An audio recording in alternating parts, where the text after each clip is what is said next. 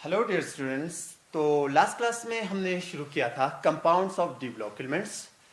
और compound of D block elements में last class में हमने शुरू किया था एक जो पहला कंपाउंड है that's potassium dichromate.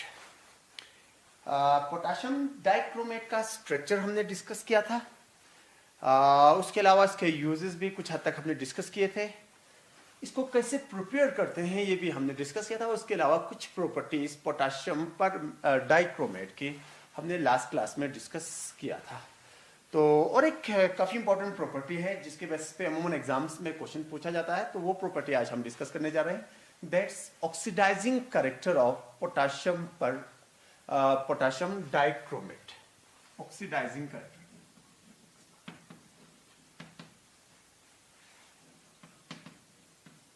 Oxidising character, oxidising character. Dear students, hope आप लोग को याद होगा कल भी मैंने आपसे कहा था कि अगर आप क्या ले लोगे K2Cr2O7 यानी पोटेशियम डाइक्रोमेट ले लोगे और इसको ट्रीट कर लोगे सल्फ्यूरिक एसिड के साथ, H2SO4 के साथ, तो कैसे रिएक्शन होगी होप आप लोगों को आइडिया होगा।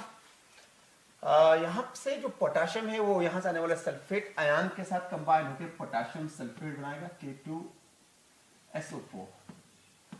यहां पे जो क्रोमियम है वो भी यहां पे प्रेजेंट सल्फेट के साथ कंबाइन हो जाएगा, तो बन जाएगा क्रोमियम सल्फेट जिसका फॉर्मूला होता है Cr2SO4 3 टाइम्स।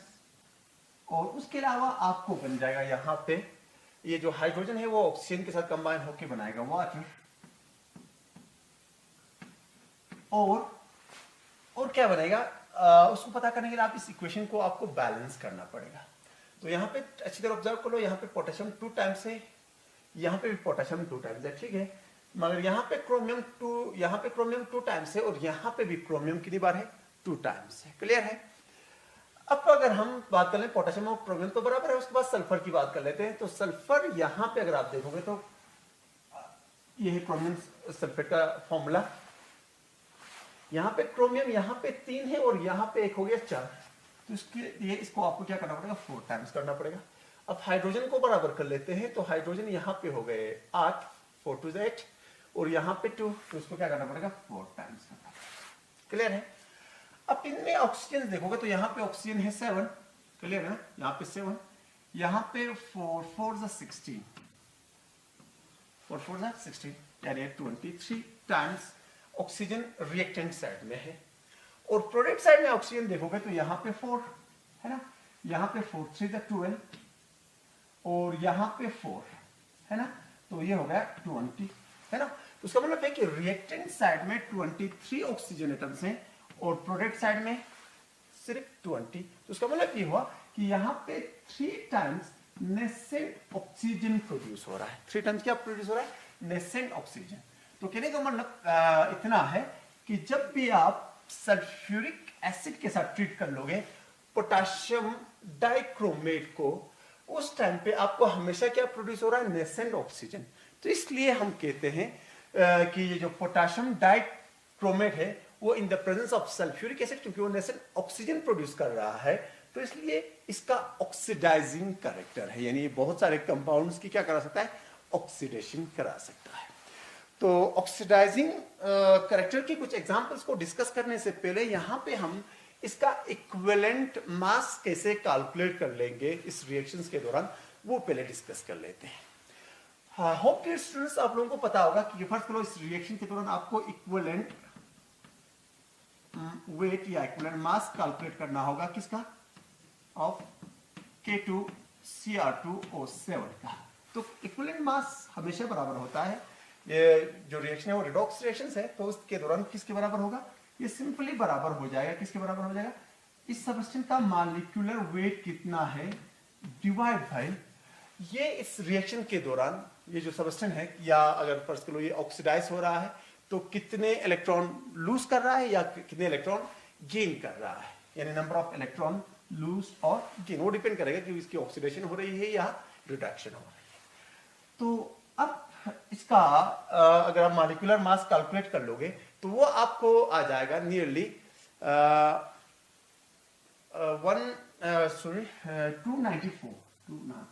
294 आ जाएगा। अगर आप क्या करोगे, सिंपल है, दो पोटेशियम का, क्रोमियम का, दो और ऑक्सीजन के 7 एटम्स का एटॉमिक मास का आपको सम निकालना है, तो आ जाएगा 294। उसको डिवाइड करना पड़ेगा कि इस रिएक्शन के दौरान ये कितने इलेक्ट्रॉन लूज कर रहा है या कितने इलेक्ट्रॉन गेन कर रहा है। तो उसके लिए क्या करना पड़ेगा, देखो यहाँ पे आपको, यहाँ पे जो क्रोमियम है उसका ऑक्सीडेशन स्टेट अगर आप कैलकुलेट कर लोगे तो ऑक्सीडेशन स्टेट कैसे कैलकुलेट करते हैं, हमने क्लास 11 में डिस्कस कर लेते हैं, तो इस तरह कर सकते हैं। यहाँ पे भी देखो, यहाँ पे पोटेशियम ग्रुप 1 का है तो उसका ऑक्सीडेशन स्टेट क्या होगा, +1 होगा। फर्क कर लेते हैं कि क्रोमियम को हमें ऑक्सीडेशन स्टेट पता नहीं है तो x रख लेते हैं, क्योंकि यहाँ पे क्रोमियम 2 टाइम्स है तो हो गया 2x +7 into oxidation state of oxygen.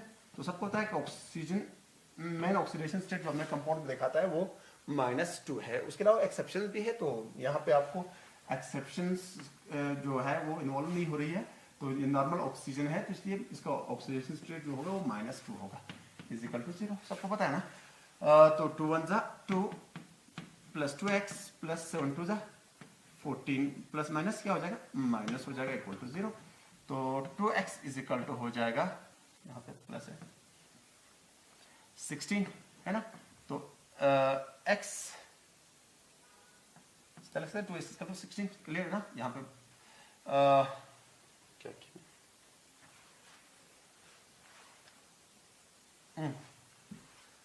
क्या हो गया देखो, 2x है ना।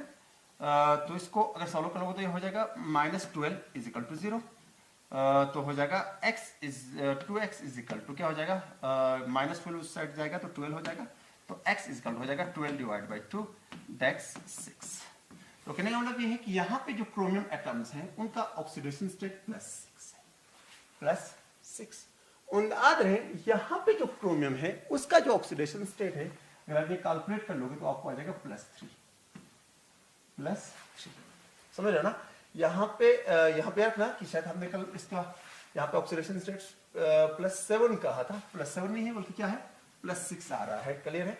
तो प्लस यहाँ पे इसका ऑक्सीडेशन स्टेट +6 है और रिएक्शन होने के बाद इसका ऑक्सीडेशन स्टेट +3। तो ऑक्सीडेशन स्टेट क्या हो रहा है, डिक्रीज, यानी डिक्रीज समझते हैं ना, यानी ऑक्सीडेशन नंबर डिक्रीज हो रहा है। तो ऑक्सीडेशन नंबर डिक्रीज होने का मतलब है कि इसकी रिडक्शन हो गई, क्लियर है ना। और इसका ऑक्सीडेशन नंबर क्या हो गया, +6 से +3, यानी उसका मतलब है कि इसने क्या किया, इसने 3 इलेक्ट्रॉन गेन किया। 3 इलेक्ट्रॉन गेन किया, 3। अब देखो ये K2Cr2O7 के एक मॉलिक्यूल में एक क्रोमियम नहीं है बल्कि 2 क्रोमियम है।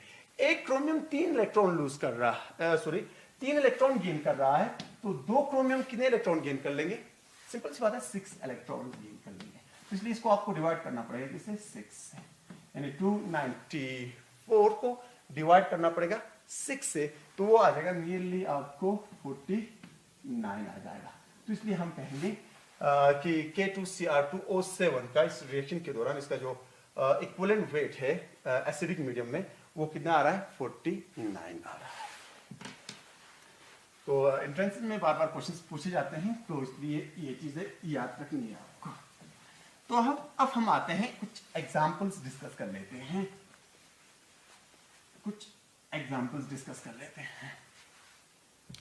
तो एग्जाम्पल में सबसे पहले जो एग्जाम्पल हम डिस्कस कर लेंगे, याद रखें ना कि ये जो एसिडिक K2Cr2O7 है, एसिडिक, ये क्या कर सकता है, जैसे हाइड्रोजन सल्फाइड को H2S को सल्फर में कन्वर्ट करता है।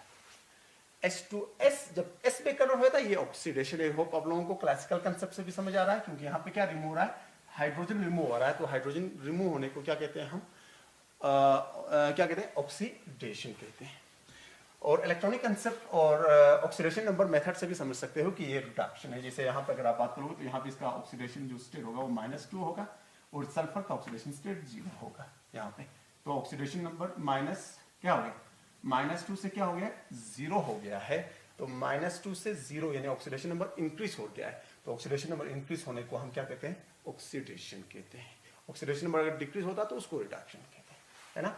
तो चलो क्या होता है यहाँ पे आप इस तरह याद रख सकते हो। देखो ये एसिडिक K2Cr2O7 H2S को सल्फर में किस तरह बदल देता है।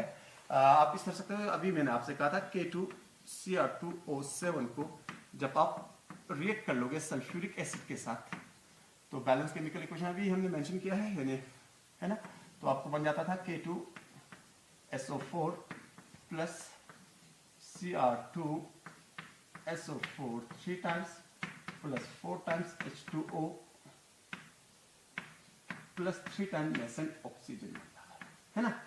तो वहां पे अगर आप मिलाओगे क्या H2S तो क्या हो जाएगा यार, है ना, तब वहां पे आप हाइड्रोजन सल्फाइड मिलाओगे तो पहले ये रिएक्शन हो जाएगी, उसकी वजह से नेसेंट ऑक्सीजन प्रोड्यूस हो गया।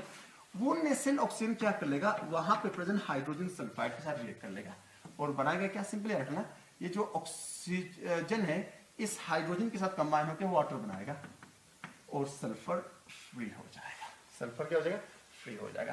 तो रिएक्शन बैलेंस हो गई, है ना, ये रिएक्शन भी बैलेंस है और ये रिएक्शन भी बैलेंस है।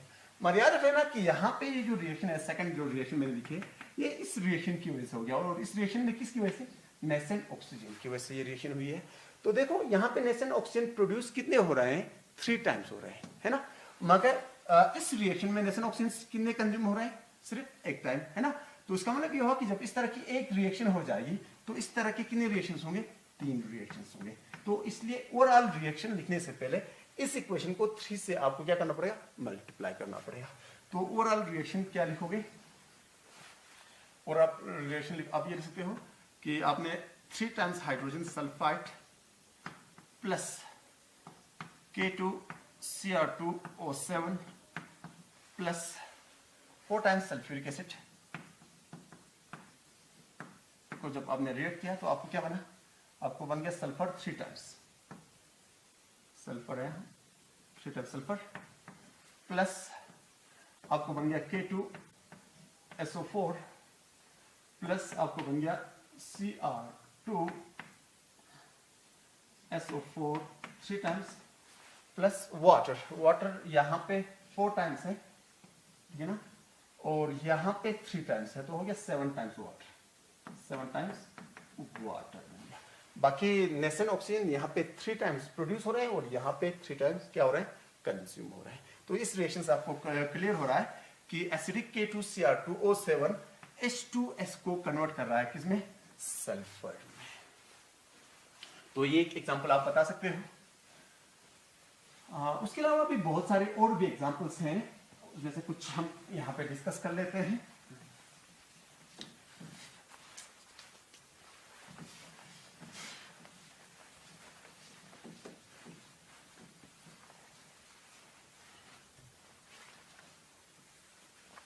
जैसे और एक रिएक्शन हम ये डिस्कस कर लें कि ये क्या कर सकता है। फर्स्ट ऑफ ऑल अगर आपके पास एक कंपाउंड है FeSO3 है, इसको FeSO4 में बदल सकता है। किसको, इसको हम कहते हैं जनरली इसको हम कहते हैं सल्फेट्स, आयरन सल्फेट कहते हैं ना, सल्फेट, और इसको हम कहते हैं सल्फाइट। यानी ये क्या कर सकता है, सल्फाइड्स को मेटल सल्फेट्स में बदल सकता है। तो इसकी भी एक एग्जांपल हम इसी यही एग्जांपल हम ले लें, फर्स्ट कर लो। तो कैसे होगा रिएक्शन, कैसे लिखोगे, पहले क्या होगा, अगर आप K2Cr2O7 ले लोगे, उसको सल्फ्यूरिक एसिड के साथ जब रिएक्ट कर लोगे तो आपको बनना है क्या, K2SO4 plus Cr2SO4 3 times plus 4 times water था शायद, प्लस 3 टाइम्स नेसेंट ऑक्सीजन बन रहा था ना, क्लियर है। तो क्या होगा अगर आप वहां पे क्या मिलाओगे, फर्स्ट में आपने मिलाया FeSO3, तो क्या होगा, वहां पे प्रोड्यूस होने वाला एक नेसेंट ऑक्सीजन इसके साथ रिएक्ट कर लेगा तो ये बदल जाएगा किसमें, FeSO4 में। यानी क्या हो गया, फेरिक सल्फाइड बदल गया फेरस सल्फेट में। तो यहाँ पे भी वही देखो, ये रिएक्शन बैलेंस्ड है, कोई प्रॉब्लम नहीं है, ये रिएक्शन भी बैलेंस्ड है ना। मगर क्या है, यहाँ पे 3 ऑक्सीजन प्रोड्यूस हो रहे थे, मगर यहाँ पे ऑक्सीजन एक ही इस्तेमाल हो रहा है। तो इस रिएक्शन को भी ऐड करने से पहले, ओवरऑल रिएक्शन लिखने से पहले, इसको भी आपको क्या करना पड़ेगा, 3 से मल्टीप्लाई करना पड़ेगा। तो 3 से मल्टीप्लाई कर लोगे तो ओवरऑल जो रिएक्शन हो जाएगी वो क्या हो जाएगी, आप लिख सकते हो, क्या लिख सकते हो, FeSO3 कितनी बार 3 टाइम्स है ना। उस पर अगर आपने क्या मिला है K2Cr2O7 और सल्फ्यूरिक एसिड का मिक्सचर H2SO4 4 टाइम्स है, याद होगा आप लोगों को 4 टाइम्स। हाँ गिव्स क्या क्या मिलने वाला है, देखो क्या मिलेगा, एक तो बनेगा FeSO4 ठीक है ना, और उसके अलावा आपको बनेगा K2SO4 प्लस क्रोमियम का sulphide Cr2SO4 3 times plus water 4 times water plus क्या मिलेगा, बस 4 टाइम्स वाटर मिलेगा है ना। तो ये इस तरह के और भी एग्जांपल्स आप दे सकते हो। जैसे मैं यहाँ पे कुछ एग्जांपल्स और मेंशन कर लेता हूँ आपके लिए। जैसे ये क्या कर सकता है, जो एसिडिक K2Cr2O7 है, 7 एसिडिक K2Cr2O7 और क्या कर सकता है कि I को बदल सकता है किसमें I2 में, ये भी एक ऑक्सीडेशन रिएक्शन है। उसके अलावा हमने और एग्जांपल्स डिस्कस किए, जैसे हमने अभी कहा कि हाइड्रोजन सल्फाइड को ये बदल सकता है सल्फर में है ना। ये बदल सकता है, जैसे हमने कहा SO3 नेगेटिव आयंस को बदल सकता है SO4 टू नेगेटिव आयंस में। और उसके अलावा ये भी याद रख लेना, ये फेरस सल्फेट को किस में बदल सकता है, फेरिक सल्फेट में बदल सकता है, यानी FeSO4 को बदल सकता है किसमें Fe2SO4 3 टाइम्स। तो यहाँ पे भी अगर आप देखोगे तो यहाँ पे ऑक्सीडेशन स्टेट +2 है, यहाँ पे ऑक्सीडेशन स्टेट क्या है +3 है। तो यहाँ से क्लियर हुआ है कि ऑक्सीडेशन हो रही है, क्या हो रही है ऑक्सीडेशन। ये तमाम आप एग्जांपल्स में दे सकते हो। This is all about oxidising character of potassium dichromate. तो बार बार एग्जाम्स में क्वेश्चंस पूछे जाते हैं, तो इसलिए इनको अच्छी तरह प्रिपेयर कर लेना। तो उसके बाद हम नेक्स्ट कंपाउंड शुरू कर रहे हैं, और जो नेक्स्ट कंपाउंड हमारा है वो है पोटेशियम पर मैग्नेट। पोटेशियम पर मैग्नेट क्लियर है। फॉर्मूला क्या होता है KMnO4 पोटेशियम पर मैग्नेट। पोटेशियम पर मैग्नेट एक वायलेट कलर का क्रिस्टलाइन सॉलिड है, जिसका जो मेल्टिंग पॉइंट है तकरीबन 523 केल्विन होता है। काफी इंपॉर्टेंट कंपाउंड है। एक तो लेबोरेटरीज में इसका इस्तेमाल होता है वॉल्यूमेट्रिक एनालिसिस के दौरान, और उसके अलावा इंडस्ट्रीज में as a strong oxidising agent हम इस्तेमाल कर सकते हैं, क्योंकि ये सिर्फ एसिडिक कंडीशन में ही एज ए ऑक्सीडाइजिंग एजेंट नहीं कर सकता है, बल्कि basic condition as well as neutral medium में भी जो पोटेशियम पर मैग्नेट है वो as a oxidising agent act कर सकता है। तो उस वजह से इंडस्ट्रीज में इसका बहुत ज़्यादा इस्तेमाल होता है एज ए ऑक्सीडाइजिंग एजेंट, और लेबोरेटरीज में भी एज ए ऑक्सीडाइजिंग एजेंट इस्तेमाल होता है मेनली ऑर्गेनिक केमिस्ट्री में। और उसके अलावा ये जो KMnO4 है यानी पोटेशियम पर मैग्नेट है, इसका डिसइंफेक्शन नेचर है या जर्मिसाइडल प्रॉपर्टीज है, यानी ये जर्म्स को किल कर सकता है ना। तो उस वजह से हम इसका इस्तेमाल करते हैं मेनली प्यूरिफिकेशन ऑफ वाटर में। जैसे मेनली कुएं का जो पानी है उसको साफ करने के लिए हम वहां पे क्या ऐड कर लेते हैं, पोटेशियम पर मैग्नेट ऐड कर लेते हैं। तो सबसे पहले हम इसके स्ट्रक्चर की बात कर लेते हैं, इसका स्ट्रक्चर कैसा होगा। इसका फॉर्मूला है KMnO4 यानी इसका मतलब ये हो कि ये डिसोसिएट होगा तो ये बनाएगा K positive plus MnO4 negative ion. तो ये MnO4 नेगेटिव आयन का स्ट्रक्चर कैसा होगा, आप सिंपल याद रखना कि यहाँ पे प्रेजेंट जो बीच में जो मैग्नीज है उसकी हाइब्रिडाइजेशन sp3 होगी जिस तरह वहां पे थी। तो उस वजह से नेचुरल बात है इसके अराउंड कितने बॉन्ड होंगे, 4 बॉन्ड टेट्राहाइड्रल अरेंज होंगे। 4 में से 3 बॉन्ड मल्टीपल बॉन्ड होंगे ऑक्सीजन के साथ, और एक सिंगल बॉन्ड होगा ऑक्सीजन, और उस ऑक्सीजन पे क्या होगा नेगेटिव चार्ज होगा। तो this is all about the structure of परमैग्नेट ion. पर मैग्नेट आयन का जो स्ट्रक्चर है वो टेट्राहेड्रल स्ट्रक्चर है। इसमें याद रखना 3 जो बॉन्ड है वो ट्रिपल है और एक बॉन्ड क्या है, सिंगल है। अगर हम इसके ऑक्सीडेशन स्टेट की अगर हम यहाँ पे बात कर लें तो यहीं से हम ऑक्सीडेशन स्टेट भी गेस कर सकते हैं, है ना। तो क्या होगा, देखो यहां से 2 इलेक्ट्रॉन्स में ऑक्सीजन ले जाएगा, यहां से 2 इलेक्ट्रॉन, यहां से 2 इलेक्ट्रॉन, यहां से 1 इलेक्ट्रॉन, तो टोटल कितने इलेक्ट्रॉन ये लूज कर रहा है, 7। तो यहाँ पे मैग्नीज का जो ऑक्सीडेशन स्टेट है वो +7 होगा। और मैंने हाइब्रिडाइजेशन के बारे में पहले ही आपको बताया कि हाइब्रिडाइजेशन क्या होगी, sp3 हाइब्रिडाइजेशन होगी। होप आप इसके साथ जो कल हमने पढ़ा था पोटेशियम डाइक्रोमेट, उसमें भी जो सेंट्रल में क्रोमियम थी उसकी भी हाइब्रिडाइजेशन क्या थी, sp3 ही थी, याद होगा। मगर ऑक्सीडेशन स्टेट यहाँ पे +7 है और वहां पे ऑक्सीडेशन स्टेट क्या रहा था, +6 आ रहा था, जो आपने अभी कैलकुलेट करके आपको एक्सप्लेन किया था। शायद हमने कल ये +7 वहां पे कल हमने वहां पे मेंशन किया था, +7 मेंशन किया था शायद कल हमने। तो याद रखना कि वहां पे क्रोमियम का ऑक्सीडेशन स्टेट +7 नहीं है बल्कि क्या है, +6 है। तो सबसे पहले हम इसकी प्रिपरेशन की बात कर लेते हैं कि इसको प्रिपेयर कैसे करते हैं। आप लोगों को स्ट्रक्चर समझ आया होगा, वहां पे उसकी हाइब्रिडाइजेशन क्या है ये आप समझ आई होगी, और उसके अलावा उसका ऑक्सीडेशन स्टेट क्या होगा ये आपको समझ आया होगा। तो हम इसकी प्रिपरेशन की बात कर लेते हैं, यानी इसको हम प्रिपेयर कैसे कर सकते हैं।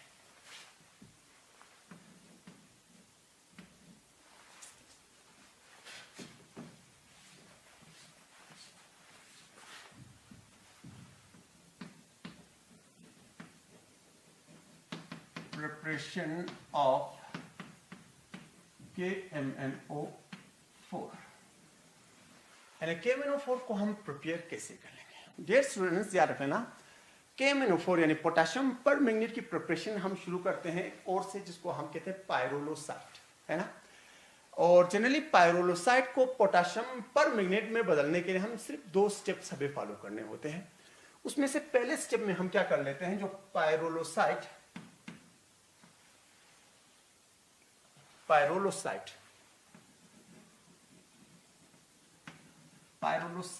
है, पहले स्टेप में हम क्या करते हैं, जो पायरोलोसाइट और है उसको बदल लेते हैं पोटेशियम मैग्नेट में। यानी पोटेशियम मैग्नेट का फॉर्मूला होता है K2MnO4 में, पोटेशियम मैग्नेट में। तो ये कैसे कर लेते हैं, सिंपली रखना, पायरोलोसाइट का जो फॉर्मूला होता है वो होता है MnO2, है ना। उसको आपको क्या करना होता है, मिलाना होता है किसके साथ, पोटेशियम हाइड्रोक्साइड के साथ मिला सकते हैं, या और भी है वो हम बाद में डिस्कस कर लेते हैं। पोटेशियम हाइड्रोक्साइड के साथ मिला सकते हैं इन द प्रेजेंस ऑफ क्या है, तो ये यहां पे आपको बन जाएगा K2MnO4 प्लस वाटर बन जाता है, प्लस क्या बन जाता है, वाटर बन जाता है। या आप दूसरा ऑप्शन ये कर सकते हो कि आप MnO2 ले लोगे, यानी पायरोलोसाइट और ले लोगे, उसको मिलाना है आपको किसके साथ, पोटेशियम कार्बोनेट के साथ, पोटेशियम कार्बोनेट के साथ in the presence of air या ऑक्सीजन। तो क्या बन जाएगा, फिर आपको बन जाएगा उस टाइम पे K2MnO4 यानी पोटेशियम मैग्नेट बन जाएगा प्लस कार्बन डाइऑक्साइड बन जाएगा, प्लस क्या बन जाएगा, कार्बन डाइऑक्साइड। और उसके अलावा याद रखना कि ऑक्सीजन की जगह पे आप ऑक्सीडाइजिंग एजेंट का भी इस्तेमाल कर सकते हो। फर्स्ट करो आप इस्तेमाल कर सकते हो, इसकी जगह पे फर्स्ट करो KNO3 भी इस्तेमाल कर सकते हो। तो इसका जब इस्तेमाल कर लोगे तो उस टाइम पे आपको साथ में क्या बनेगा, यहाँ पे KNO3 भी बनेगा, सॉरी KNO2 भी बनेगा, क्योंकि यहाँ पे एक ऑक्सीजन सप्लाई कर लेगा। तो मैंने कहा कि ऑक्सीजन की जगह पे, है ना, आप किसी ऑक्सीडाइजिंग एजेंट का भी इस्तेमाल कर सकते हो। जब ऑक्सीडाइजिंग एजेंट का इस्तेमाल करोगे, जैसे आपने KNO2 का इस्तेमाल करोगे तो एक साइड प्रोडक्ट और बन जाएगा। जैसे मैंने कहा कि KNO2 का इस्तेमाल करोगे तो आपको साथ में क्या बन जाएगा, KNO2। इन कंपाउंड्स के अलावा ये भी बन जाएगा। तो ये हो गया पहला स्टेप, क्लियर है। तो इस स्टेप में ये जो मास बन गया आपको, ये तकरीबन येलो कलर का होता है ना। उसको हम क्या करते हैं, पानी में डिजॉल्व कर लेते हैं। पानी में क्या कर लेते हैं, डिजॉल्व कर लेते हैं। पानी में डिजॉल्व करने के बाद क्या करना है, इसका नेक्स्ट स्टेप हमें करना है। क्या करना है, नेक्स्ट स्टेप। तो नेक्स्ट स्टेप करने के लिए हम क्या करते हैं, सिंपली सेकंड स्टेप जो है, स्टेप सेकंड, ये फर्स्ट स्टेप है। सेकंड स्टेप में हम क्या करते हैं, हमें जो K2MnO4 बन गया है उसको ऑक्सीडाइज करके उसको बदल देते हैं किसमें, KMnO4 में, KMnO4 में। तो वो कैसे करना है, बड़ा सिंपल है। आपको क्या करना है, K2MnO4 को या तो रिएक्ट करना है क्लोरीन के साथ। किसके साथ? क्लोरीन, यानी इसको पानी में डिजॉल्व किया, उसके थ्रू क्लोरीन पास कर लोगे। या पास कर सकते हो K2MnO4 के थ्रू आपको ओजोन भी पास कर सकते हो, या कर सकते हो K2MnO4 के थ्रू आप क्या पास कर सकते हो, कार्बन डाइऑक्साइड, है ना। इनमें से कोई भी पास कर लो, है ना। तो सभी केस में वही रिएक्शन हो जाएगी। आपको क्या बनेगा, यहाँ पे साथ में एक वाटर मॉलिक्यूल भी रिएक्ट कर लेता है, तो आपको क्या बनेगा, आपको बनेगा KMnO4 प्लस यहाँ पे बन जाएगा KCl, यहाँ पे बन जाएगा KMnO4 प्लस KOH बन जाएगा, और यहाँ पे बन जाएगा आपको KMnO4 प्लस क्या बन जाएगा, यहाँ पे K2CO3 बन जाएगा, है ना।